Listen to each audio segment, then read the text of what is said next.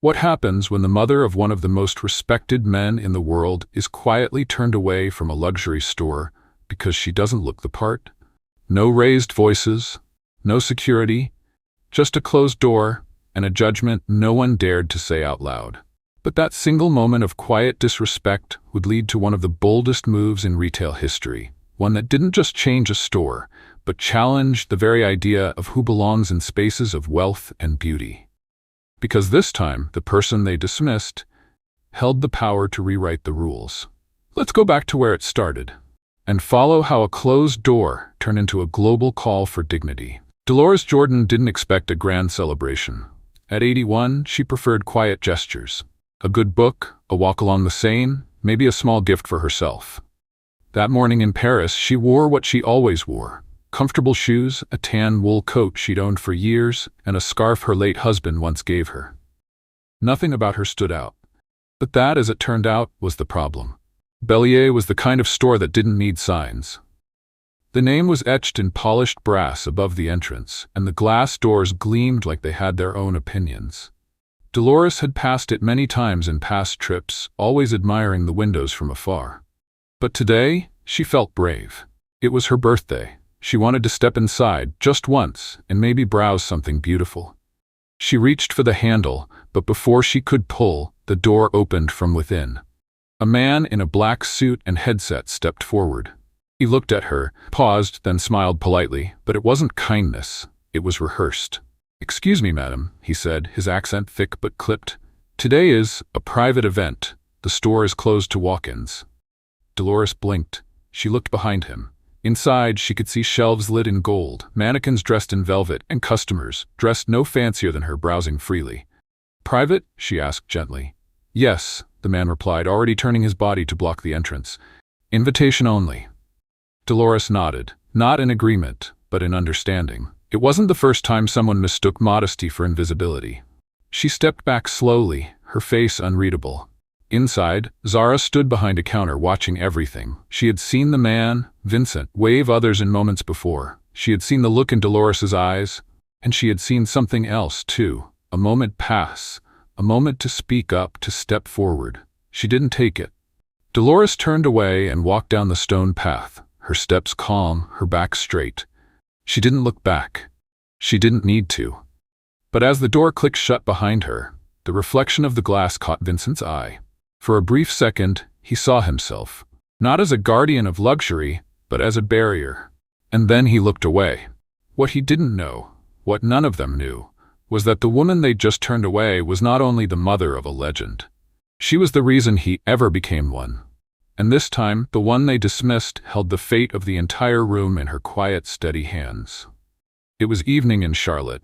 Michael Jordan sat alone in his study, the walls lined with memorabilia that felt less like trophies and more like quiet reminders of time gone by.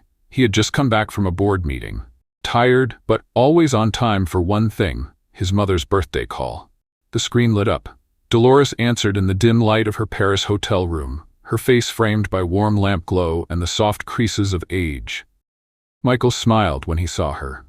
"Happy birthday, Ma," he said, his voice soft, familiar. "How's Paris treating you?" Dolores paused just long enough for a son to notice. Then she smiled back, just enough for a mother to hide. "It's beautiful," she said. "The river's still where we left it last time. I tried walking to that old bookstore near the cathedral, and I stopped by that shop, Bellier. Thought I'd take a peek." Michael leaned forward slightly, instinct sharp as ever. "And?" he asked. She hesitated. Not for drama, not for pity. Just to choose the right words. "They didn't let me in," she said. Said there was a private event, but it wasn't hard to see what it really was. I didn't look the part. There was silence. Not the kind that lingers awkwardly, but the kind that lands with weight. Michael didn't frown. He didn't curse. He just nodded slowly. "Do you remember the name of the person who spoke to you?" he asked. She looked down, then back up. He didn't introduce himself, but he was tall, black suit, short hair. The name tag said Vincent. Michael reached for a notepad off to the side and wrote it down. His hands moved with the precision of someone used to studying weaknesses and delivering quiet revenge on courts around the world.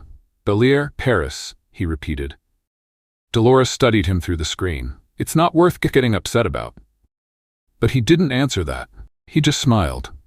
"Did you get yourself something nice at least?" She laughed, short and dry. "A croissant and a coffee. That store wouldn't have matched my shoes anyway." They said goodnight a few minutes later. Dolores went to bed without expecting anything more from the moment. But across the ocean, Michael sat still for a long while, staring at the name he had written. His mother didn't ask for attention. She never did. But some moments aren't meant to pass quietly. And some doors, once closed, call for more than just a knock. The news didn't make headlines. There were no press releases, no ribbon cuttings, just a silent legal transaction buried among hundreds processed that week in a Paris law office.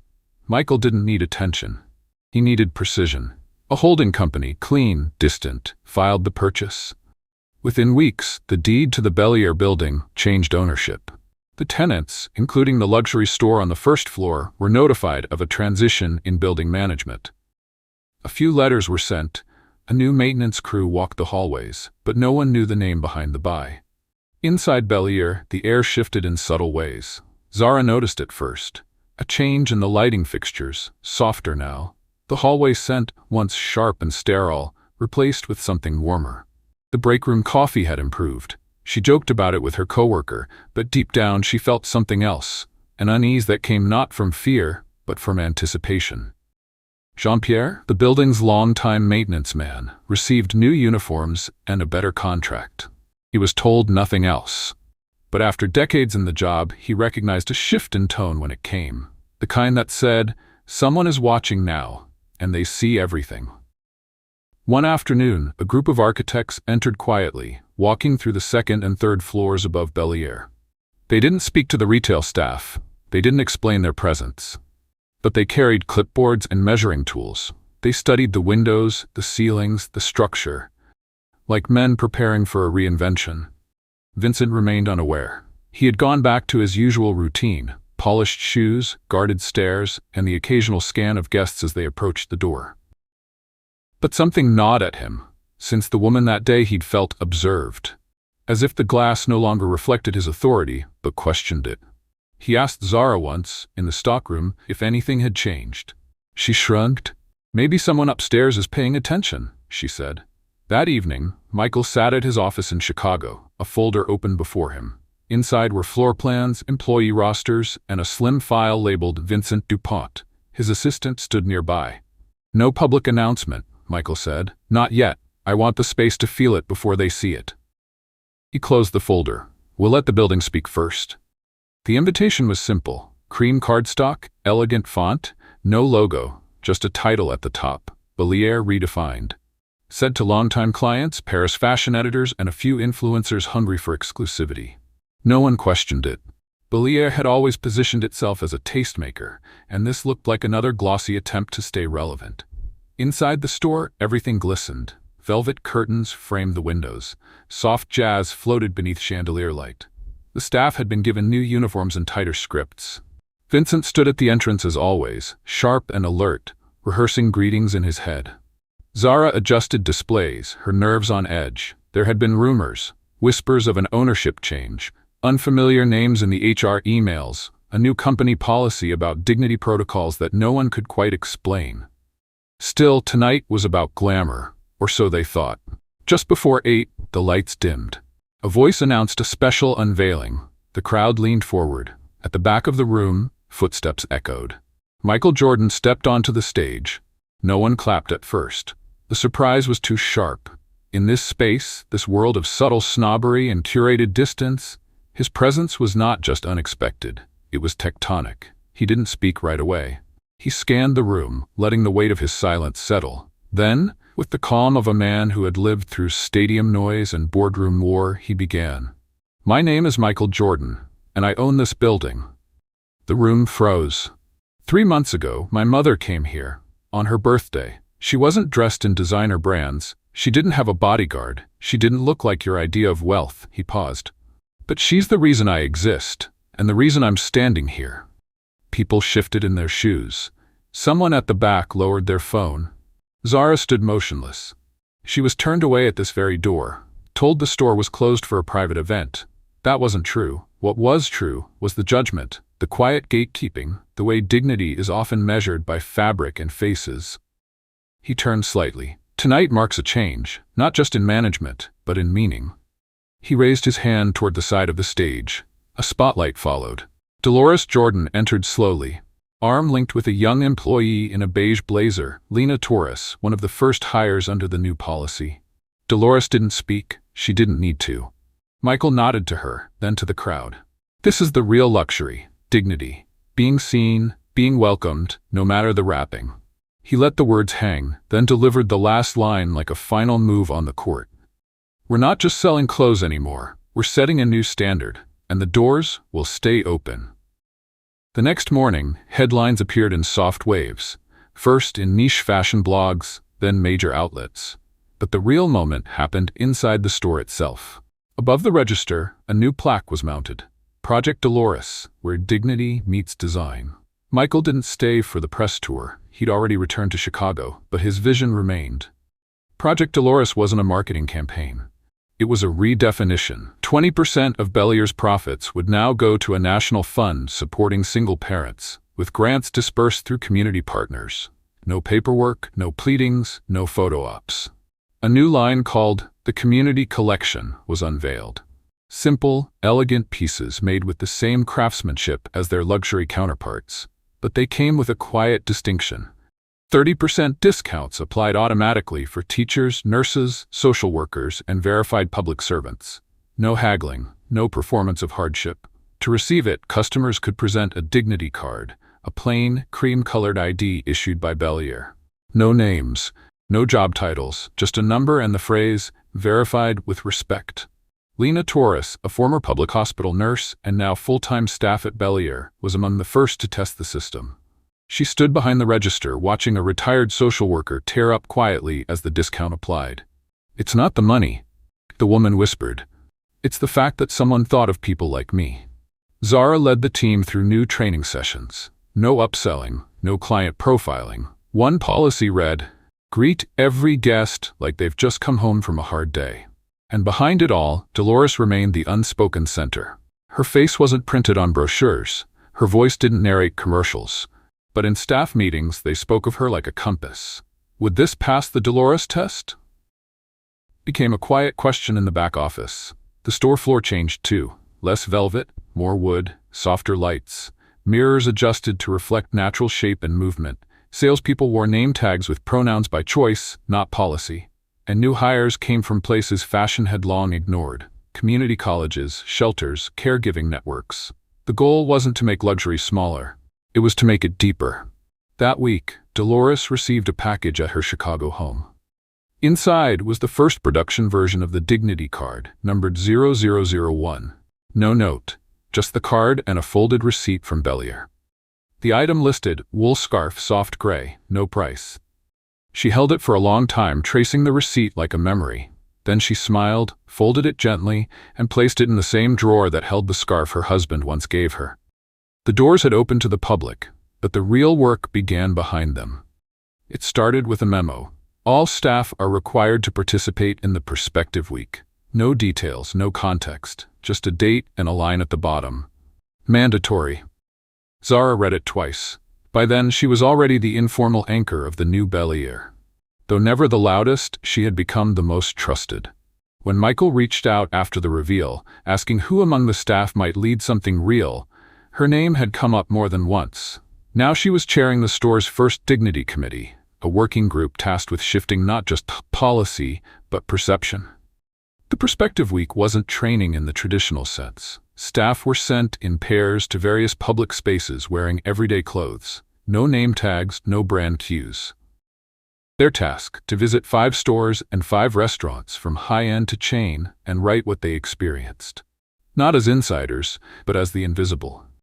Vincent didn't take it seriously at first. He assumed it was another HR formality.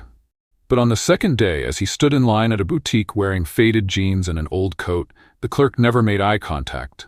A family walked in behind him, well-dressed, polished, and they were greeted instantly. He stood there for 7 minutes, then walked out. That night, something shifted. He stayed behind after closing and asked Zara a question he hadn't asked anyone since the reveal. "Do you think I'm a bad person?" Zara looked at him for a long time. "I think you did what this place taught you to do, but now it's teaching something else." No judgment, just a mirror. The next week, Vincent signed up, voluntarily, for a new partnership Bellier had initiated with a local homeless shelter. Each staff member was encouraged to spend 2 evenings per month volunteering. Vincent went alone. He didn't talk much. He just served soup, refilled water, wiped tables. At one point, a woman around his mother's age asked for a second cup of coffee. She thanked him with the same tone Dolores had used when he turned her away. Soft, dignified, undeserving of dismissal. He didn't sleep that night. Across the store, small signs of transformation appeared. Staff stopped judging coats or shoes. They started learning names, not just clients. Morning briefings began with a question. "What's one assumption you caught yourself making yesterday?" Some answered, some didn't, but everyone thought about it. Perspective week ended, but its effect lingered. People carried themselves differently. Not out of fear, but out of awareness. And Vincent, once the gatekeeper of exclusion, began to open more than just doors. Bellier reopened on a Thursday. There were no velvet ropes, no paparazzi, no champagne flutes at the door. Just 2 signs, one on each side of the entrance. To the left, luxury collection. To the right, community collection. Same size, same font, no hierarchy. Inside, the store had been divided into 2 distinct yet connected floors. Upstairs remained the curated high-end pieces Bellier was known for: hand-stitched coats, silk gowns, Italian shoes. But downstairs, the community floor felt different, not lesser, just warmer. Wider aisles, softer lighting, seating areas for people to rest, fitting rooms with adjustable mirrors. Every detail was considered. Not for profit, but for presence, and people came. Teachers walked in holding hands with their children. Nurses arrived after long shifts, still in scrubs. Retired veterans, librarians, social workers. They showed their dignity cards quietly, almost unsure it would work. When it did, their smiles didn't shout. They settled gently, like relief that had waited years. Sales doubled that first month, but that wasn't the point. What mattered more was who lingered. People who once walked past Bellier without slowing down now stepped in.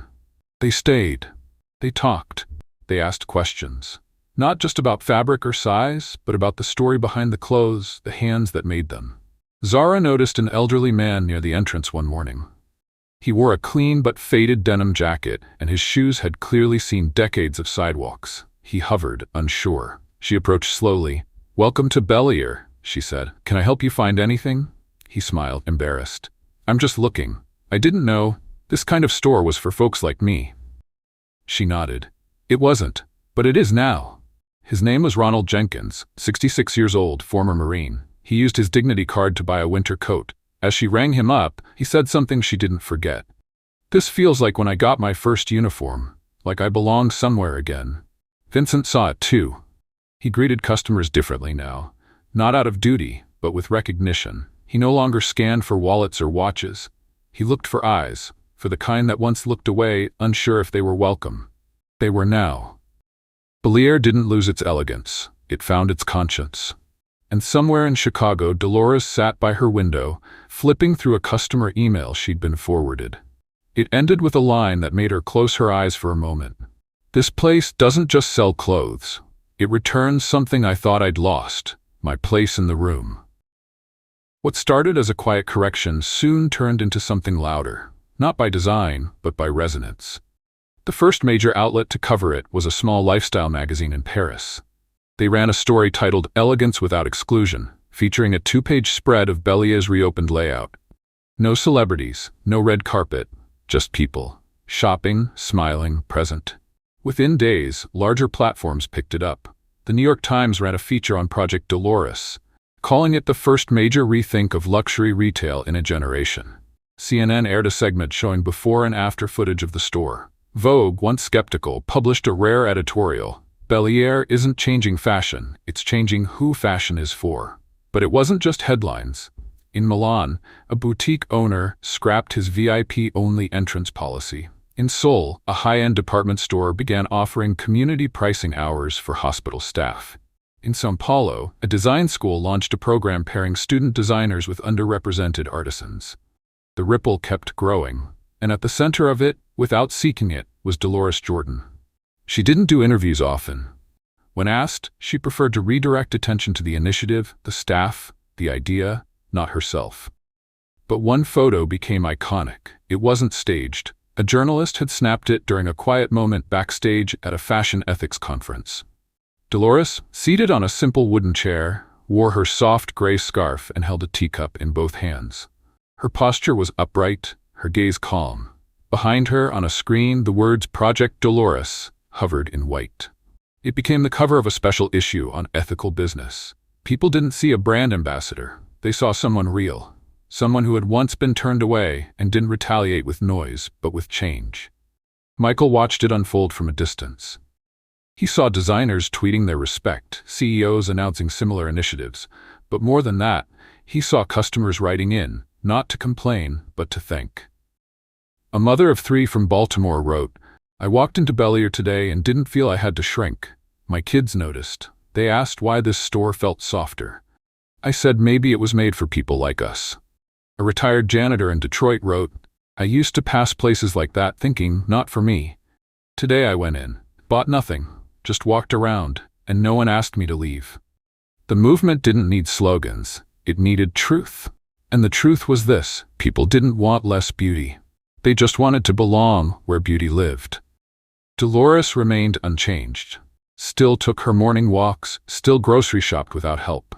But when a teenager stopped her outside a bookstore and said, "You made stores feel human again," she smiled quietly. And for the first time in a long time, she allowed herself to believe that the world might actually be listening.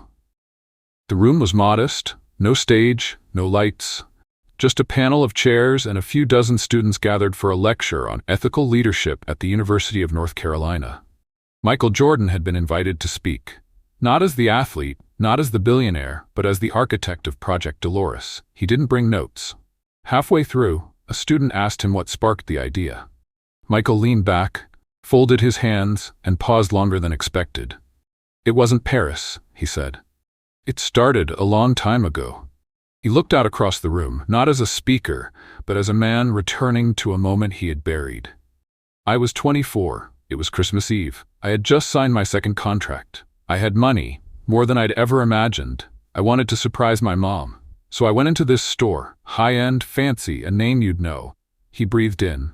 "I was wearing sweats. Nothing flashy. The clerk barely looked at me, told me the item I asked about was not available, even though it was right there in the display. Said it wasn't for me." The room went quiet. I didn't make a scene. I just walked out. But I remember thinking, if I ever get the power to do something about this, I will. He looked up. "It took me almost 40 years. That moment, quiet, unrehearsed, became the missing thread. Not revenge, not publicity, a promise, one that had lived quietly, carried silently, waiting for the right door." Back in Chicago, Dolores sat at her kitchen table with a newspaper folded beside her. The headline read, "Jordan launches $100 million Dignity Foundation."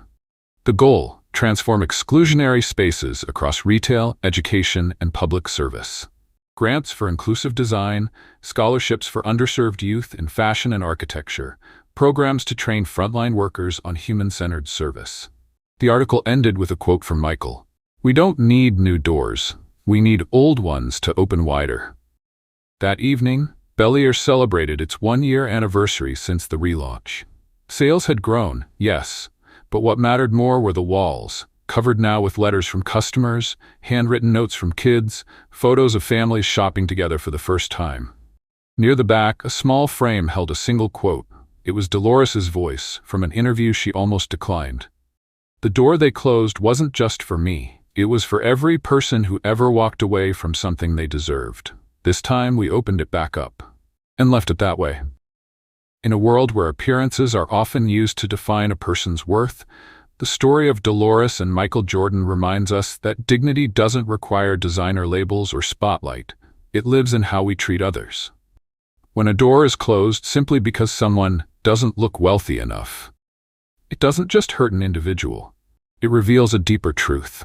Many people, especially the elderly, workers, and those who have long served their communities, are still made to feel like they don't belong. The lesson here isn't just about kindness, but about intentional change, from quietly enduring injustice to actively creating space for those once turned away. We don't need to be billionaires to do that. Sometimes it starts with a different kind of glance, a sentence free of judgment, or a small act rooted in awareness. This story reminds us that justice isn't about revenge. It's about making things right by giving the decent and overlooked their rightful place. And often, social change begins with something as simple and as powerful as choosing to open the door for someone else. Some stories don't end with applause. They end with awareness. Dolores never asked to make a statement. She only wanted to walk through a door like anyone else. But because that door was closed, quietly, unfairly, something larger opened. This wasn't about a store. It was about all the places people have been told, subtly or directly, you don't belong here. It was about the invisible lines drawn around dignity and the quiet power of someone choosing to erase them. Michael didn't shout. He didn't punish. He changed the system. Not with anger, but with memory. Not with wealth, but with promise.